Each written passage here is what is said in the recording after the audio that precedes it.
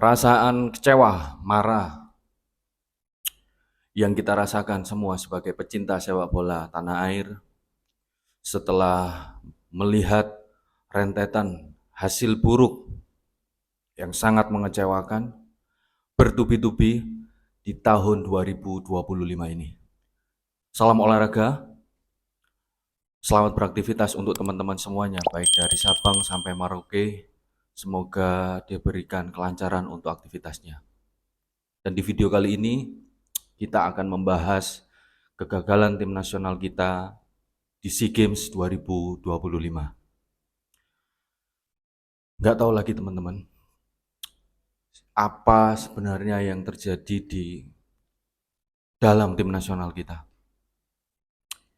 Tentu masih begitu kental ingatan kita di mana di periode yang lalu, di 2024, 2023, naik ke 2024, bagaimana rasanya kita diberikan suatu kebahagiaan dalam hidup ini ketika melihat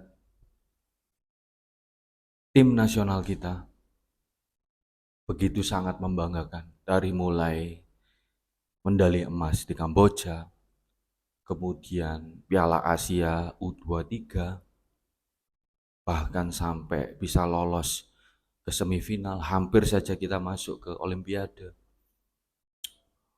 Kemudian tim senior kita yang mampu bisa sampai 16 besar, padahal sudah lama kita absen untuk ikut ajang turnamen Piala Asia. Tapi rasanya kejanggalan, keanehan, kegelisahan kita akan federasi ini kembali lagi di saat awal 2025 kemarin mengambil keputusan-keputusan yang dalam tanda kutip hingga saat ini masih menyimpan begitu banyak misteri. Pergantian tim kepelatihan Sintayong ke Patrick Kluivert di tengah-tengah tim nasional kita yang sedang menapaki fase kualifikasi Piala Dunia 2026. Statement yang disampaikan oleh federasi bahwasanya alasan daripada pemecatan atau pergantian pelatih itu yang pertama karena alasan ruang ganti yang sudah tidak kondusif lagi, yang tidak stabil, adanya perpecahan di dalamnya. Terlebih isunya itu terjadi pada waktu lawan China, bahkan sampai ada pemain kita karena berkonfrontasi atau bentrok dengan tim kepelatihan akhirnya sampai mau balik pulang. Kemudian alasan bahasa, kemudian alasan ini sebagai langkah untuk meningkatkan probabilitas kita kelolosan ke Piala Dunia 2026. Itu gencar dikampanyekan oleh ketum kita di berbagai wawancara. Kenapa kok diganti, Pak? Kenapa kok diganti? Tiba-tiba di tengah jalan, di mana turnamen sedang berjalan, dan resikonya juga akan besar. Tapi dengan PD-nya beliau menyampaikan ini untuk meningkatkan probabilitas kelolosan kita ke Piala Dunia 2026. Di fase itu pun sudah mulai banyak kritik kepada PSSI, pada federasi kita. Bahkan sudah mulai muncul tagar Kluivert out, padahal yang bersangkutan belum melatih. Beliau menyampaikan atau federasi menyampaikan untuk tim atau pecinta sepak bola Indonesia untuk bersabar. Biarkan Patrick Kluivert dan kawan-kawan ini bekerja. Sabar akan proses. Anda sendiri lupa, Pak. Anda sendiri yang ada di dalam federasi juga lupa bahwasanya sikap Anda mengganti pelatih di tengah jalan itu adalah ketidaksabaran panjenengan sedoyo, ketidaksabaran Anda semuanya di federasi untuk melampaui proses. Di video kali ini saya mau sampaikan, mungkin mewakili sebagian banyak daripada pecinta sepak bola kita. Anda tidak perlu mengajarkan kita sabar, Pak. Kita sebagai pecinta sepak bola Indonesia yang nggak dapat apa-apa, Pak. Kita cuma memiliki rasa bangga kalau tim nasional kita itu bisa berprestasi. Kita cuma memiliki rasa bangga itu toh. Kita yang nggak dapat hadiah, Pak. Kita yang nggak dapat apapun kecuali kebanggaan itu saja.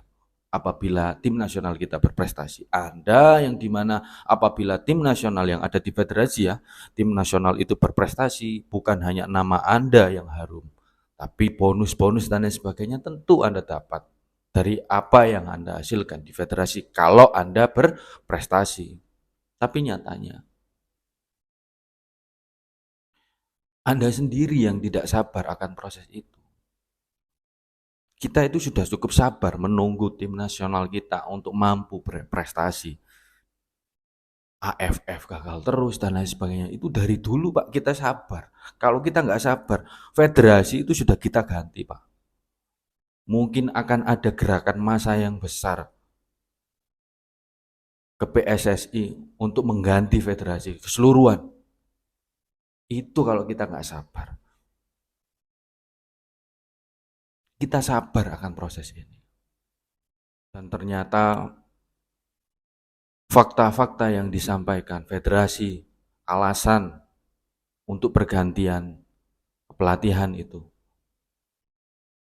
untuk meningkatkan probabilitas gagal total. Bahwasanya ada polemik di dalam ruang ganti itu juga terbantahkan. Fakta-fakta mulai bermunculan. Baru-baru ini kita lihat di salah satu podcast, salah satu anggota exco kita dengan kesoktahuannya menyampaikan bahwasanya indikasi perpecahan di dalam tubuh tim nasional itu bisa dilihat saat pergantian ban kapten dari J. Injes ke Asnawi. Sampai akhirnya dikonter sendiri. Ini baru dalam sejarah Pak. Tim nasional atau Punggawa Garuda mengkritisi langsung federasi dengan statement-statement yang Asnawi menyampaikan seharusnya orang yang di dalam federasi itu melindungi apa yang ada di dalam. Entah itu gosipnya, entah itu apapun di dalam ruang ganti. Itu seharusnya menjadi rahasia kalian. Tidak diumbar seperti itu. Sehingga menjadi bola liar di masyarakat, di pecinta sepak bola. Sampai-sampai Asnawi, kapten kita, memberikan statement seperti itu.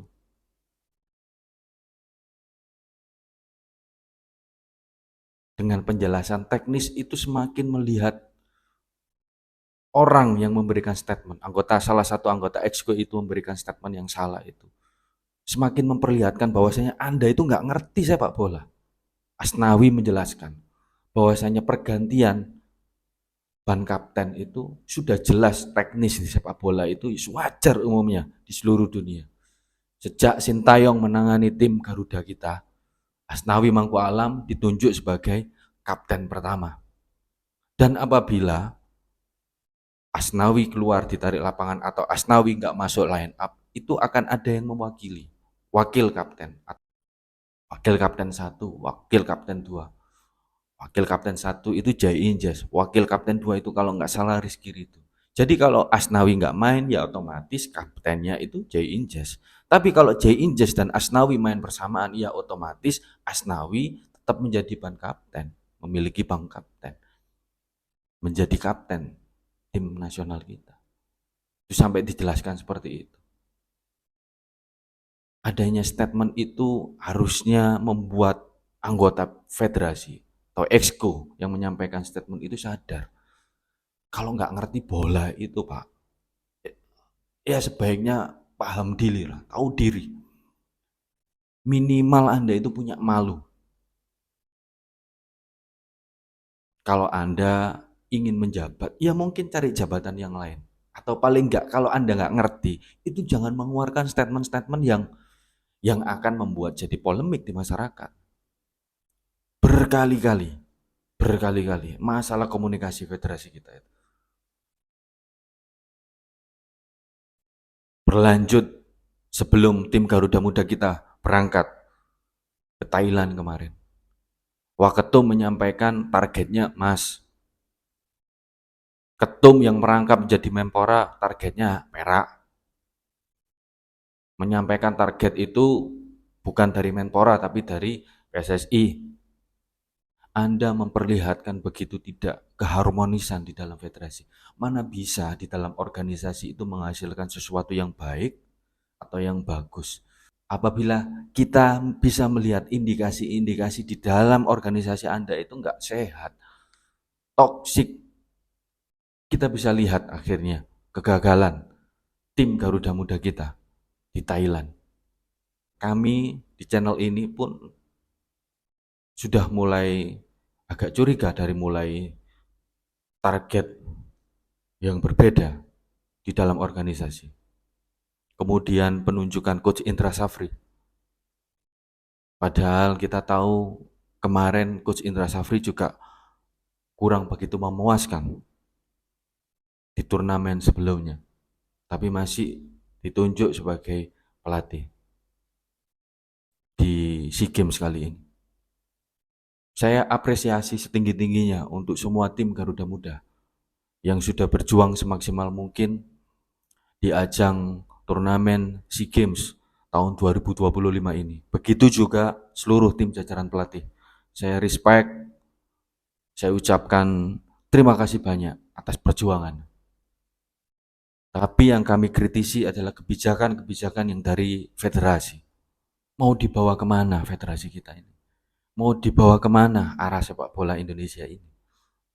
Respect setinggi-tingginya atas prestasi yang sudah diberikan oleh Coach Indra Safri, baik dulu waktu mendapatkan emas di SEA Games Kamboja.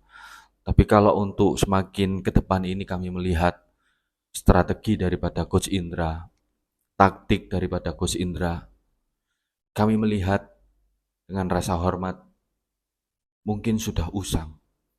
Sudah waktunya regenerasi di kepelatihan tim Garuda Muda kita. Mungkin saran kami Coach Indra ditempatkan sebagai scouting. Karena jujur banyak sumbangsi daripada Coach Indra untuk melihat bibit-bibit muda dari pelosok-pelosok daerah. Kita lihat fase di mana Coach Indra dapat menemukan Maldini Pali, menemukan Evan Dimas dan kawan-kawan. Kita nggak boleh tutup mata akan hal itu, teman-teman. Kalau memang itu prestasi, kita sampaikan itu adalah suatu prestasi dan harus kita apresiasi. Tapi kalau melihat bukan dari hanya skor yang didapat atau poin yang didapat di fase grup SEA Games tahun 2025 ini, sangat mengecewakan,